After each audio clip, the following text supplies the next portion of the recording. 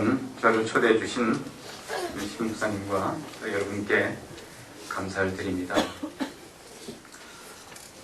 한 지역교회가 최상의 상태에 있을 때 그 가능성에 대해서 생각해 보신 일이 있습니까? 어떤 한 분이 그렇게 얘기했습니다. 한 지역교회, 한 지역교회, 여러 교회도 아닌, 지금 우리 한국 땅에 한 5만 개 교회가 있다 하지만 한 지역교회가 최상의 상태에 있을 때 그 가능성은 상상할 수가 없습니다. 최상의 상태라면 그것은 크기를 말하지 않을 것입니다. 그것은 어떤 교회의 건물을 얘기하지 않을 것입니다. 그것은 무엇보다도 삼위일체 하나님이 그 가운데 계신가 계시지 않는가를 말씀하실 것입니다.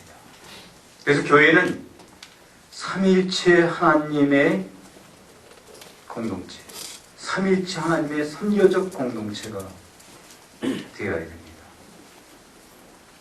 삼위일체 하나님은 교회를 통해서 지금 이 시대에 와서 하나님이 어떤 분이신가를 나타내시기를 원하신다는 것입니다.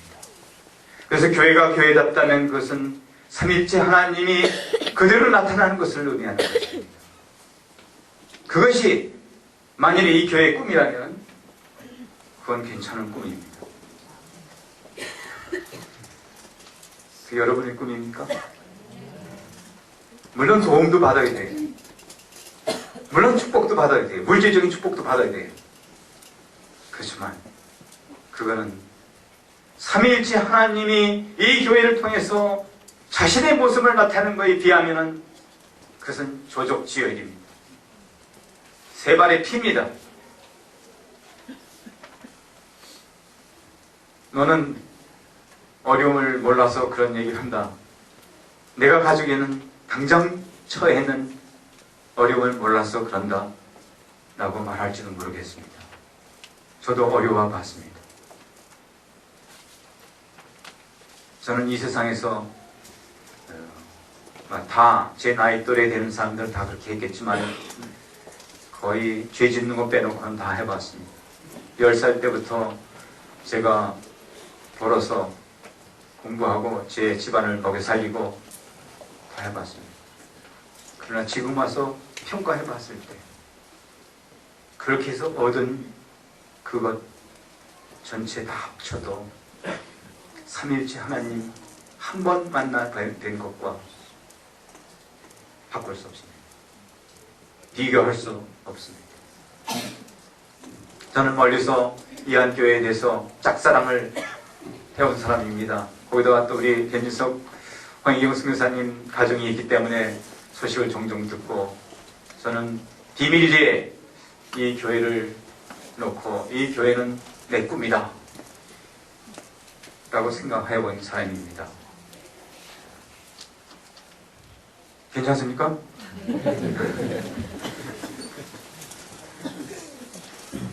제가 처음 선교적 공동체, 즉 삼위일체 하나님이 역사하는 공동체를 경험한 것은 대학교 2학년 때입니다. 그때 저는 하나님을 알지도 못했고 믿지도 않았습니다.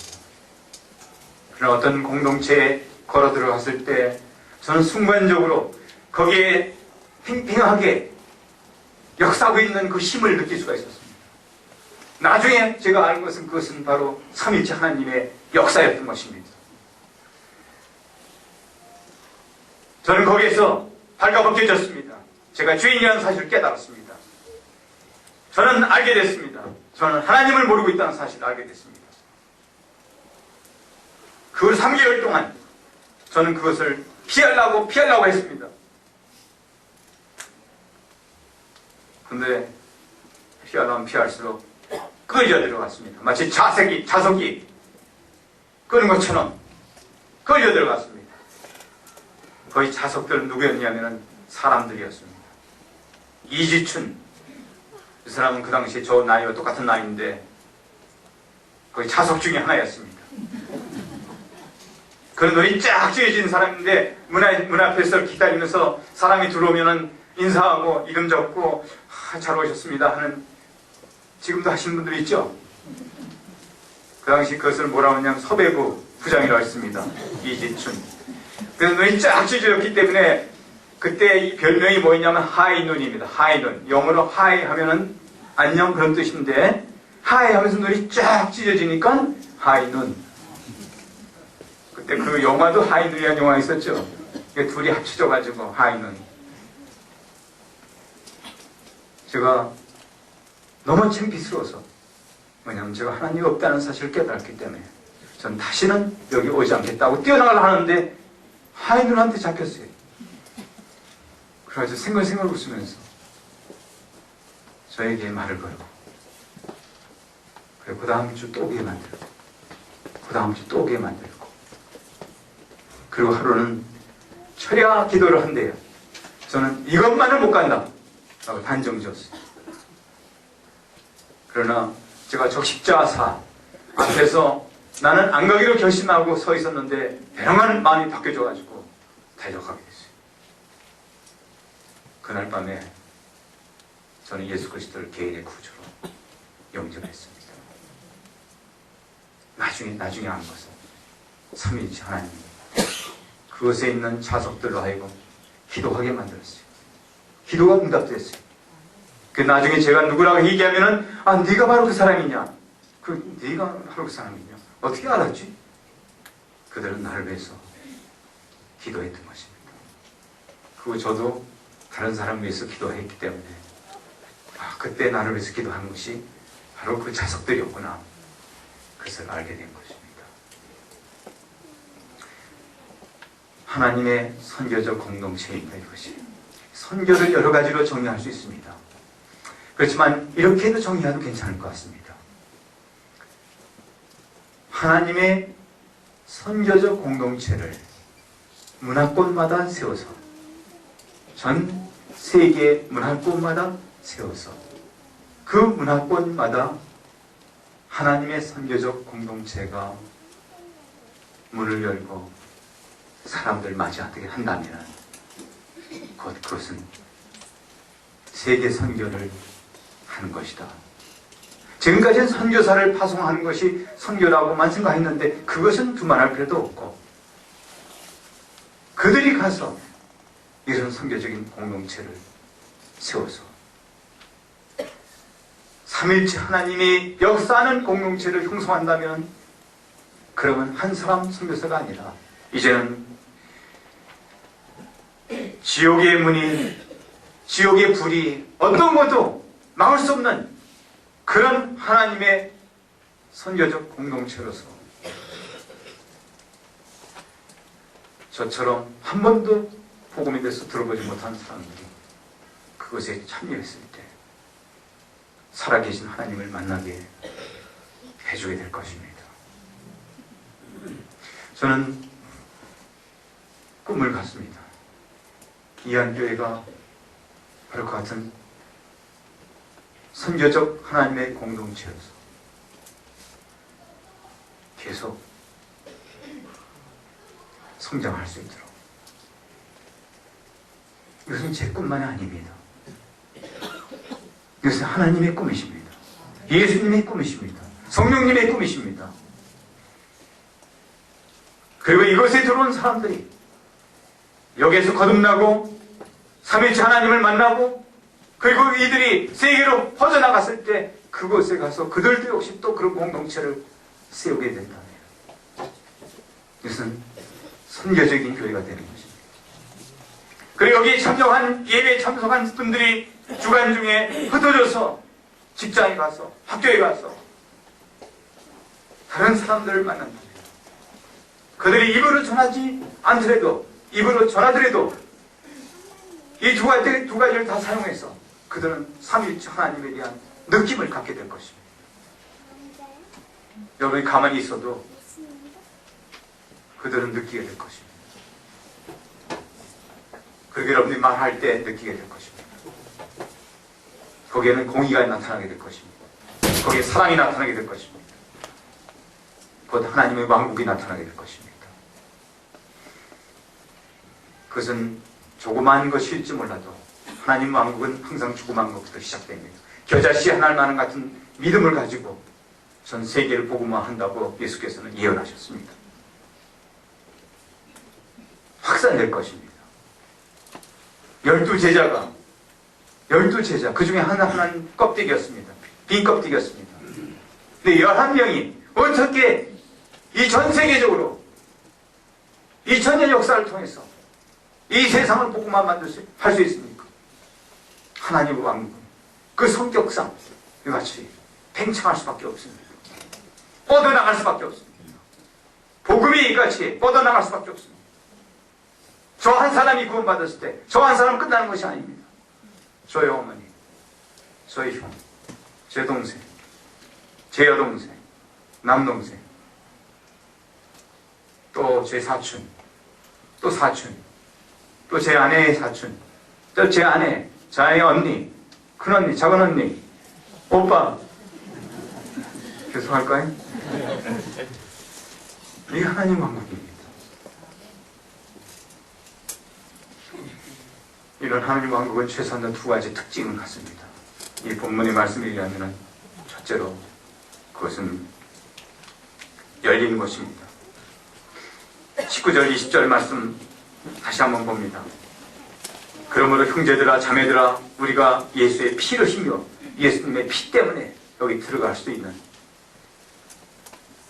성서는 하나님의 왕국에 대한 상징으로 우리가 보면 됩니다. 삼일체 하나님이 계시는 것이 하나님 왕국입니다. 근데 그것이 열려 있습니다. 이제 왜? 우리가 주님의 피를 힘입어서 죄사함을 받았기 때문에, 또 주님께서 그 길을 열어놓으셨기 때문에, 그 몸이 찍히셨을 때 이제는 성소와 지성소의 구분도 없어져 버린 것입니다. 지성소는 거기는 가장 거룩한 곳이기 때문에 죄 있는 존재, 어떤 존재도 들어가면 즉시 죽을 수밖에 없는 그런 곳이기 때문에, 즉 하나님이 계시는 곳으로 상징되는 것인데 이제는 거기에 구분이 없어져 버렸습니다. 구약시대에 1년에 한 차례씩 대제사장이 대신 들어가서 우리 죄를 고백하던 그것이 이제 우리가 예배 드릴 때마다, 우리가 주님께 나올 때마다 들어갈 수 있도록 열려있는 것입니다. 우리에게 그런 특권이 있는 것입니다. 이런 특권을 우리만 가지고 살면 안 됩니다.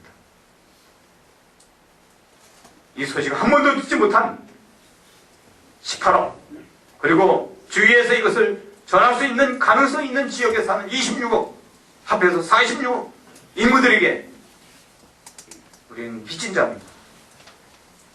이것을 한 번이라도 듣기 원하는 그들에게 전해줘야 될 것입니다. 우리는 같이 열리는 곳이 있어서 자유자재로 삼위일체 하나님을 만날 수 있는데 어찌 이것을 우리만 가지고 있어야 됩니까? 저는 이 비전을 여러분들이 보시기 바랍니다. 우리가 이것을 경험했기 때문에 다른 사람이 전해줄 수 있다는 이 비전을 놓치지 마시기 바랍니다. 또 하나의 특징, 그것은 도울 분이 계신 것입니다. 21절, 또 하나님이 집 다스리는 큰 제사장이 계시며, 제사장이라는 말 자체가 돕는 사람을 얘기합니다. 성전에서 돕는 사람이 제사장입니다. 근데 그 중에서도 대제사장으로 상징되는 분은 바로 예수 그리스도를 얘기합니다. 여기서는 큰 제사장이라고 얘기했는데 대동소이합니다. 그분이 지금 우리를 도우십니다. 우리가 성부 아버지께 나갈 수 있도록, 그리고 우리가 부족할 때마다 오늘 여기 예배에 참석한 여러분들 케이스를 놓고 변호를 하십니다. 내가 저를 위해서 십자가에서 피를 흘려서 죽었습니다. 저를 받아주시옵소서.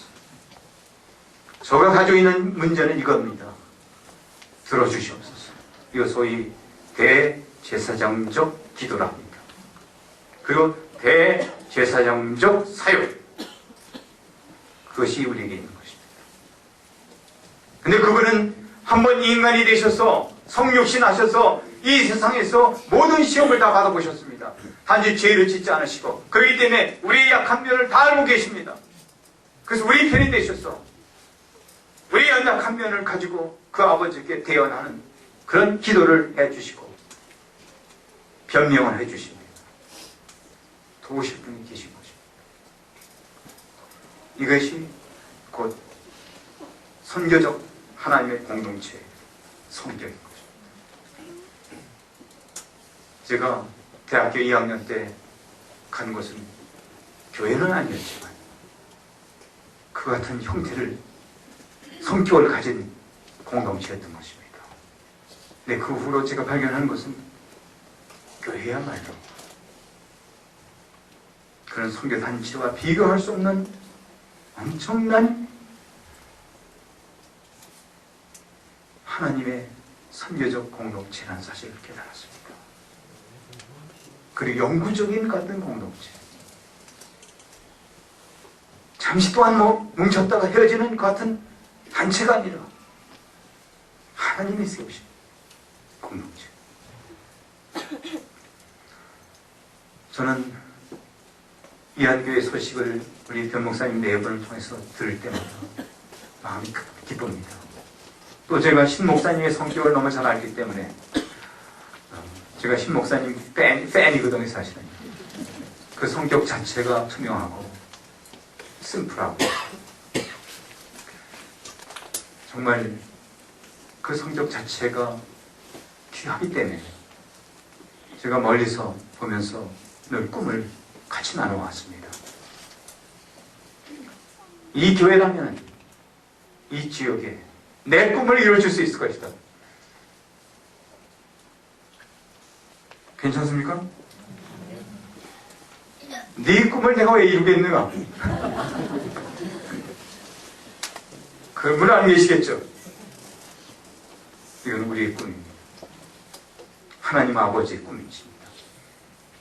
지금 이 세상에 교회가 많지만 이런 꿈을 가진 교회는 많지 않습니다. 저는 이 교회가 제가 처음 들어갔을 때 느꼈던 그런 팽팽한 성부, 성자의 성령의 그런 능력이 나타나는 그런 교회가 되기 위해서 기도할 것입니다.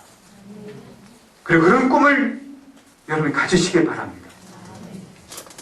그리고 이런 교회가 여기만 아니라 각족 속으로 감비아, 태국, 우즈베키스탄, 키르기스탄, 카자흐스탄, 아제르바이잔, 부르키나파소, 그만하죠. 이런 지역에 여러분 교인들이 가서도 세우지만 또 이것을 통과하는 그런 사람들이 가서 세우기도 하고 여러분이 파송한 선교사가 가서 세우기도 하고 그래서 그런 공동체가 또 세계 각처에 세워지기를 주님의 이름으로 축원합니다. 오늘 저는 끝으로 세 가지만 당부합니다. 바로 이런 공동체가 더욱더 강력한 공동체가 되기 위해서 세 가지를 당부합니다. 세 가지 지침입니다. 첫째로 22절 말씀 후반절입니다. 22절 말씀 후반절 참 마음과 온전한 믿음으로 하나님께 나아가자. 하나님께 이렇게 모였을 때나 흩어졌을 때나 항상 더 적극적으로 나가시기 바랍니다. 길거리 가면서도 버스 타고서도 전철 타고서도 가정에서 설거지 하면서도 직장에서 시시때 더 적극적으로 왜냐하면 열린 것이기 때문에 도울 수 있는 분이 계시기 때문에 우리가 하나님께 나가는 것은 막을 자가 없습니다. 사단도 막지 못합니다. 만일 사단이 막는다면 주 예수 그리스도의 보혈과 능력을 의지해서 물리치고 나가시기 바랍니다. 두 번째로 23절 말씀 믿음을 굳게 하시기 바랍니다. 23절 또 약속하신 이는 믿으시니 즉 하나님은 충성스러우시다 이런 뜻입니다. 변하지 않으시다 이런 뜻입니다. 약속을 어기지 않으시다 이 말입니다. 그렇기 때문에 우리가 믿을 수 있는 것입니다. 우리 그분을 믿어야 합니다. 그리고 그분을 믿을 때 소망도 생깁니다. 그래서 뭐라고 했냐면은 23절 말씀 믿는 또 우리의 소망을 움직이지 말고 굳게 잡아. 지금처럼 소망이 필요한 때가 언제입니까? 이 세상은 지금 절망 가운데 전부들 희망을 잃고 가슴을 쓸어내리고 있습니다. 우리 이런데도 소망을 잃지 않을 수가 있는 것입니다. 뭐냐면 이렇게 신실하신 하나님이 계시기 때문에, 우뚝 서 계신 하나님이 계시기 때문에, 그분을 붙들 수 있기 때문에, 그래서 이럴 때일수록 오히려 믿음을 더 돈독히 하는, 더 붙드는 이런 역사가 일어나야 됩니다. 움직이지 말고 꼭 붙드시기 바랍니다. 그래서 중요한 것이 아무것도 없다고 생각되는 절망으로부터 우리를 구해 주시는 이 소망을 가지고 우리 주위의 사람들에게 논아줘야 됩니다. 지금이야말로 같은 소망이 필요합니다. 근데 그 소망이 필요한 사람들에게 논아줄 수 있습니다. 내 속에 이 소망에 관한 이유를 묻는 자들에게 얘기를 해줄 수 있는 좋은 기회입니다. 세 번째로 24절 25절 말씀, 서로 돌아봐 선행과 사랑과 선행을 격려하며 모이기를 피하는 어떤 사람들의 습관과 같이 하지 말고 오직 고난의 그날이 가까움을 볼수록 더 그리하자. 이 말은 한마디로 얘기해서 서로 깊은 교제를 나누자 이겁니다. 천국에 가면 우리가 이런 교제를 나눌 것입니다. 거기는 지금처럼 제한이 없을 것입니다. 남녀의 제한이 없을 것입니다. 가족 간의 제한이 없을 것입니다. 다 하나하나 아버지를 모셨기 때문에 우리는 다 형제 자매가 될 것입니다. 한 하나님의 백성이 될 것입니다. 하나님이 그 자리에 계실 것입니다. 그리고 우리는 그 친백성이 될 것입니다. 그것이 요한계시록 22장에 나오는 그림인 것입니다. 목표인 것입니다. 근데 놀라운 것은 지금도 교회에서 그런 교제를 나눌 수 있다는 것입니다. 제가 며칠 전에 한 자매를 만났는데 이 교회에 처음 참석하기 시작한 지 얼마 안 된 자매인데 그는 사실 오랫동안 방황하던 자매예요. 이 교회에 참석한 후 어땠냐고 물어봤습니다. 그는 첫날 첫 설교가 시작될 때부터 끝날 때까지 자기 눈물을 멈추지 못했다고. 그리고 이제 내 두 애도 여기 자리 잡고 내 남편도 행사에 참석하지만 이제 얼마 있었어 이 교회에 참석하게 될 것이라.